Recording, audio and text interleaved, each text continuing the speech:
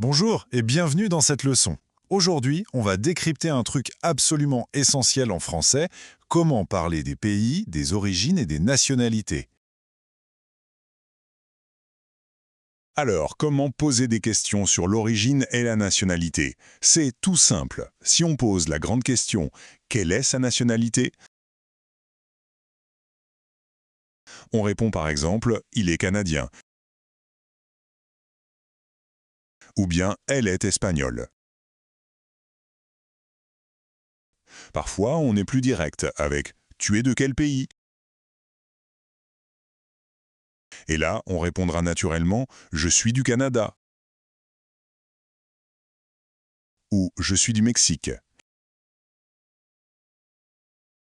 Et puis, il y a la question très courante « D'où vient-il » ou « D'où vient-elle » La réponse sera directe. Il vient de France, il vient du Japon, elle vient d'Italie ou elle vient des États-Unis. Regardons ça de plus près avec l'héritage de la Méditerranée, l'Italie et l'Espagne. Observez bien comment le mot change entre le masculin et le féminin. Pour l'Italie, Leonardo da Vinci était italien. Mais au féminin, la pizza est italienne, ou encore Rome est une ville italienne. Vous entendez? Ce son « né » à la fin résonne vraiment fort. Pour l'Espagne maintenant, on a Rafael Nadal est espagnol et le flamenco est espagnol. Par contre, au féminin, on dit la paella est espagnole. Et devinez quoi? Même la culture pop britannique s'accorde parfaitement aux règles de grammaire.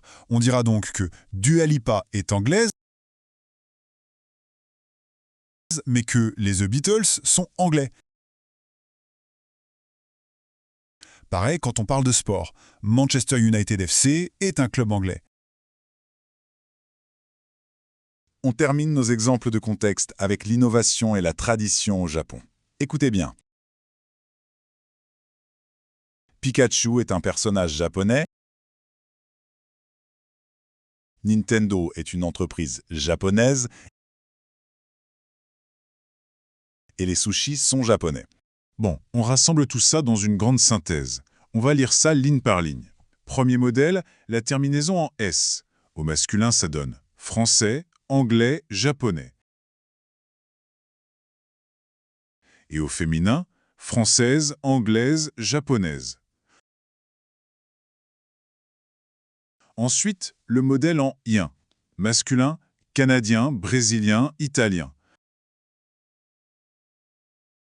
Au féminin, on passe en ien, canadienne, brésilienne, italienne. Troisième ligne, le modèle en un. Masculin, américain, mexicain. Féminin, américaine, mexicaine. Et pour finir, le modèle en ol. Masculin, espagnol. Et pour le féminin, on ajoute juste un e, ce qui donne espagnol. Allez, c'est le moment de passer à la pratique avec le défi culturel. Première partie, à vous de jouer. Je donne le début, on essaye de compléter la phrase dans sa tête grâce aux images. C'est parti. Les tacos sont. La pizza est. Les sushis sont. Les croissants sont. Et la dernière pour cette manche, la paella est. C'est bon, tout le monde a ses réponses? On vérifie ça tout de suite. Les mots exacts étaient japonais, espagnol, français, italienne et mexicain.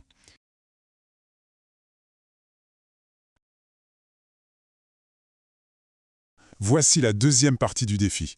On continue sur la même dynamique. Les hamburgers sont, le carnaval de Rio est, le sirop d'érable est, les mangas sont, et pour finir en beauté, les mariachis sont.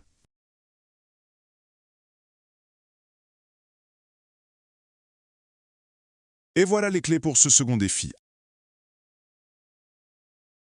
Américain, brésilien, canadien,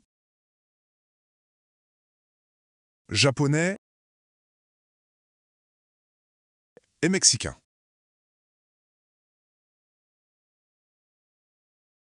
Pour terminer ces décryptages, on a un petit message sur l'écran que je vous lis tel quel. Merci d'avoir regardé cette vidéo. Si le contenu vous plaît, abonnez-vous à la chaîne TVOL. Laissez un petit like et partagez la vidéo avec vos amis, ça aide énormément la chaîne.